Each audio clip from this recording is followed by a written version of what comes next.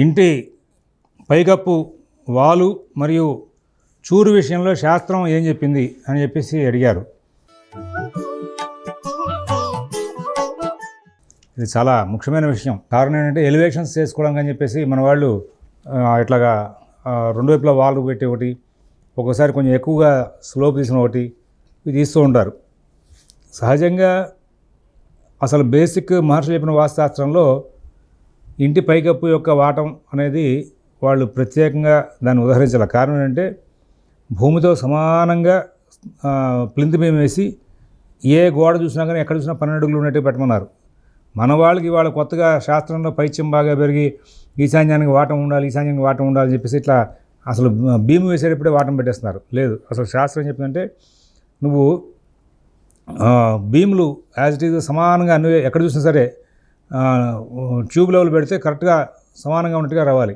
అక్కడి నుంచి ఇంటి గోడలు అన్నీ కూడా ఒకే పద్ధతిలో 12 అడుగులు కడతావా, ఆ 12 అడుగులు గోడలు కట్టుకో, 11 కడతావా 11 అడుగులు గోడలు కట్టుకో. అంటే ఏమవుతుంది, గోడ పై భాగం కూడా సమానంగా వస్తుంది. అప్పుడు స్లాబ్ వేసుకో అన్నాడు. అప్పుడు స్లాబ్ ఏమవుతుంది, సమానంగానే వస్తుంది. ఇక నీళ్లు బయటికి పోవడం, స్లాబ్ మీద నీళ్లు ఆగితే స్లాబ్ డ్యామేజ్ వస్తుంది కాబట్టి నీళ్లు బయటికి పోవడం కోసమే దానికి శాస్త్రం. అక్కడ ఏం చేశారంటే ఎటువైపు అవకాశం ఉంటే అటువైపు నీళ్లు బయటకు వెళ్ళేందుకు వీలుగా దాన్ని ఏర్పాటు చేసుకున్నాడు ఆయన. భూప్లవ లక్షణం అనే దగ్గర వాటాలు చెప్పాడు కానీ చూరుకు సంబంధించినటువంటి విషయాల్లో మాట్లాడాలి ఆయన. అయితే మన వాళ్ళు దాన్ని తీసుకుని దాన్నే ఎక్కువగా మనకి విధానాలు తీసుకుని వచ్చారు. పూర్వం పెంకుటిళ్ళు పాకలు ఉండేవి, తర్వాత కొంచెం టెక్నాలజీ పెరిగాక రేకుల షెడ్లు వచ్చినాయి. ఇక్కడ మనకి గర్భం వసారా అనేటువంటి నియమాలు మాత్రమే పెట్టారు. ఆ గర్భం వసారా నియమంలోనే అప్పుడు ఈ పెంకుటిళ్ళు ఇట్లా వేయడం అనేది వస్తుంది. రెండు వైపులా వాళ్ళు వెనుగాడి కరెక్ట్గా సెంటర్లో ఉండేది. ఇక్కడ మీరు గమనించాల్సింది ఏంటంటే అక్కడ మళ్ళీ గర్భం వసారా నియమాలతో కొన్ని శాలలు అనే పేరుతో కొన్ని నిర్మాణాలు చెప్పాడు. అది తెలిస్తే ఇక్కడ మీకు ఇక్కడ ఈ యొక్క సబ్జెక్ట్ని కన్వర్ట్ చేసుకోవడానికి వీలుగా మీ మైండ్ సెట్ బాగా వర్కౌట్ అవుతుంది.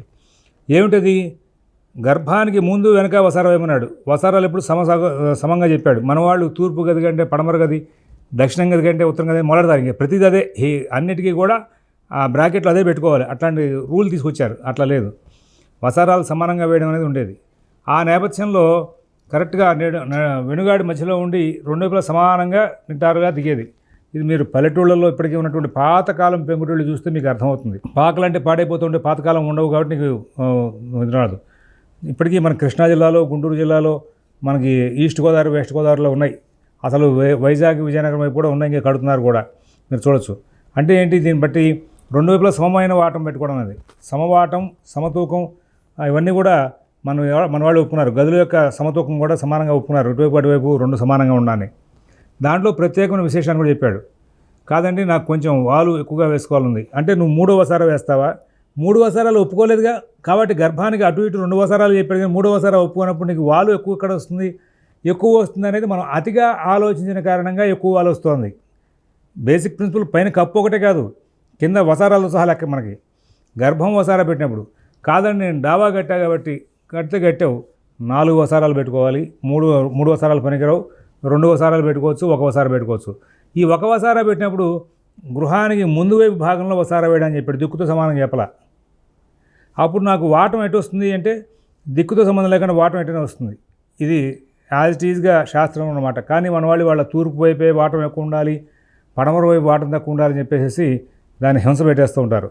ఆ కారణం చేత. రెండోది ఏంటి, ఈ కట్టుబడిలో కూడా డబ్బాలాగా కట్టేసి చుట్టూతో రేకులు వేసుకోవడాలు వస్తున్నాయి, లేదా చుట్టూతో ఏదైనా షేడ్ తీసుకోవాల్సి వస్తుంది. అప్పుడు ఈ శాస్త్రం చెప్పడానికి లేకుండా పోతుంది. ఇంకా అందరితో పాటు మనం కూడా అవునండి పడమర వాటం తక్కువ ఉండాలి అంటే పడమర కంటే తూర్పు ఇంకా ఎక్కువ వాటం ఉండాలి, వాలు ఎక్కువ ఉండాలి అని చెప్తున్నాం. తప్పట్లా అది. యాక్చువల్గా అయితే నీకు గర్భం 1 వసారా పెట్టినప్పుడు గర్భానికి 2 వైపులా ఇట్లాగా మనకి వాలు వస్తుంది. 1 వసారా ఎక్స్ట్రా మనకి నువ్వు తూర్పు తీసుకోమని ఉత్తరం తీసుకోమని చెప్పలా. నీకు సింహద్వారానికి ముందు వైపు వసారా తీసుకోమని చెప్పాడు శాస్త్రంలో. సింహద్వారానికి ముందు వైపు వసారా తీసుకోనేటువంటి నిర్మాణాలు చెప్పినప్పుడు ఆ సింహద్వారానికి దిక్కుతో సంబంధం లేకుండా 4 దిక్కుల్ని ప్రధానం చేశాడు. కాబట్టి ఎటువైపు సరే మీరు గర్భం మీద ఇట్లా వాటం వేసిన తర్వాత ఆ పెంకుటింటికి ఇంకా వాటం ఎక్కువ వెళ్ళిపోతుంది. అది దిక్కుతో సంబంధం లేదు. కానీ మనం తూర్పు వైపే ఎక్కువ ఉండాలి అని. ఈ నేపథ్యంలోనే పడమర ఫేస్ రోడ్డు ఉంటే పడమరలో గుమ్మంలో రాగానే గర్భం పెట్టి దాని తర్వాత వసారా పెడుతున్నారు మన వాళ్ళు. గర్భం డైరెక్ట్ అవ్వకూడదని గర్భానికి ముందు ఎప్పుడు వసారా పెట్టమని చెప్పుకుంటూ వచ్చాడు ఆయన. 2వ వసారా పెడితే వెనకాల వైపు పెట్టుకోమని చెప్పాడు. అలాగా ఆ నిర్మాణాలని బేస్ చేసుకుని దాంతోపాటు సమానంగా ఈ పై కప్పులు వాటి నిర్మాణాలు కూడా చెప్పుకుంటూ వచ్చాడు. మన వాళ్ళు వీటినన్నింటినీ కూడా ఇవాళ ఒకే మూసలో పోసేసి స్లాబ్ కూడా నైరుతుల ఎత్తు ఈశాన్యంలో పొలం ఉండాలి, స్లాబ్ మీద నీళ్ళు కూడా ఈశాన్యం నుంచి వెళ్ళాలి అంటాడు. 400 గజాల స్లాబ్ వేసాడు అనుకోండి, పెద్ద పెద్ద గోడౌన్లు వాటికి ఈ నీళ్లు మధ్యలో ఆగి స్లాబులు పాడవడం మొదలెట్టినాయి. ఇది పైచెప్పు వాస్తు, అతి చేదస్తపు వాస్తు మూలంగా ఆయన నీళ్లు త్వరగా బయటికి వెళ్ళిపోవడానికి వీళ్ళు ఎక్కడ అవకాశం ఉంటే అక్కడ తీసుకుంటున్నాడు. మీరు మద్రాసు స్లాబ్లు కనుక అబ్జర్వ్ చేస్తే పూర్వకాలంవి కరెక్ట్గా ప్లింత్ ఏరియా ఎంత ఉందో ఆ ప్లింత్ ఏరియా మీద పడ్డ స్లాబ్ మీద కొంచెం ఎక్కువ స్థాయి ప్లాస్టింగ్ చేసేవాళ్ళు. ఆ ప్లింత్ మీద వాటం అన్ని వైపులు దిగిపోయేది, పక్కన చూరు మీదకి వెళ్ళిపోయేది. చూరు నుంచి 2-3 రకాల చోట్ల నీళ్లు బయటపోవడానికి మార్గాలు పెట్టేవాళ్ళు. ఎప్పుడు నీళ్లు బయట ఆగకుండా, పైన స్లాబ్ మీద ఆగకుండా. స్లాబ్ మీద నీళ్ళు ఆగితే స్లాబ్లో రాడ్డు పగిలిపోయి స్లాబ్ పగిలిపోయే ప్రాబ్లం వస్తుంది. అక్కడ కేవలం శాస్త్రం అంతే. కారణం ఏమిటి? ఫౌండేషన్ లెవెల్ మీద ట్యూబ్ లెవెల్ వేస్తే కరెక్ట్గా సమానంగా అన్ని వైపులో ఉండేటమన్నాడు. ఇవాళ కట్టట్ల ఈశాన్యానికి వాటం పెడుతున్నారు. అక్కడి నుంచి గోడలు సమానంగా అన్ని వైపులు సమానంగా కట్టుకున్నాడు. కాంపౌండ్ వాళ్ళు కూడా అంతేనండి. అబ్బెబ్బే పడమర కాంపౌండ్ అంటే తూర్పు కాంపౌండ్ పొలం చెప్పకపోతే మనకు కూడా తెలియదు, మన పిచ్చివాళ్ళ కింద చూస్తున్నారు. మేము కూడా చెప్పేస్తాం పడమర ఎత్తు ఉండాలి, తూర్పు తక్కువ కాదు, 4 వైపులు సమానంగా ఉండాలని శాస్త్రం చెప్పింది. వీళ్ళు మనం హింస పెడుతున్నారు కాబట్టి ఏమంటే పడమర కంటే తూర్పు తక్కువ ఉండాలి, దక్షిణం కంటే ఉత్తరం తక్కువ ఉండాలి మేము చెప్తున్నాం మేము కూడా. కానీ ఒరిజినల్ శాస్త్రం అయితే కాంపౌండ్ లెవెల్ పై ఎత్తులో కూడా సమానంగా 4 వైపులు సమానంగా రావాలి.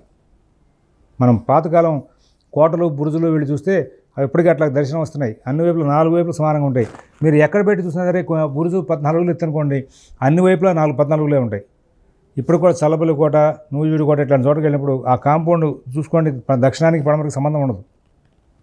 300-400 ఏళ్ల క్రితం కట్టినవి అన్నీ సమానంగానే ఉంటాయి, తేడాలు ఉండవు వాటిలో. మరి శాస్త్రం అంటే చెప్తే మనం వాళ్ళు మార్చాం దాన్ని. పడమర ఎక్కువ ఉండాలి, పెద్దానికి పడమర దక్షిణం, పడమర దక్షిణం. ఆ నేపథ్యంలో ఈ స్లాబ్ వాటం కూడా వాళ్ళు మారిపోయింది.